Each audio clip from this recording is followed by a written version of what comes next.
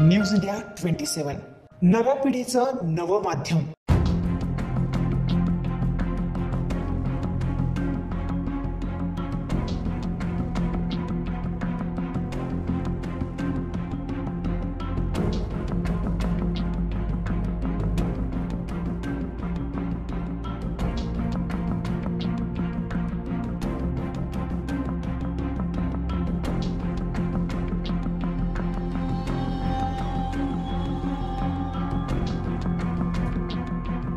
Wadivare police स्टेशनच्या हद्दीतील पाडळी फाटा येथे प्रयागराज हॉटेलच्या परिसरातील गुंडांनी हॉटेलची तोडफोड करून एका गिराईकास बेदम मारहाण करून हॉटेलमधील दारूच्या बाटल्या व काही रोख रक्कम पळून नेली आहे।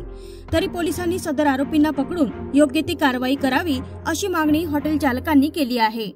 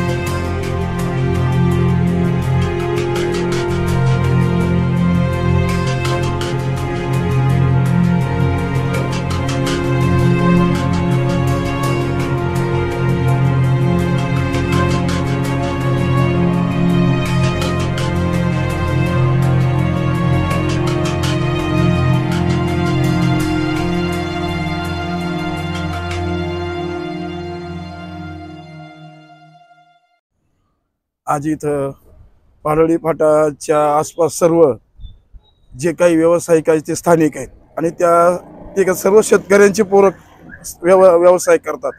पण त्याच्यातून काही हे जे लोक आहेत, हे जे काही गुंडशाही आहे, हे काही आम्हाला इथं स्थानिकांना त्रास देतात।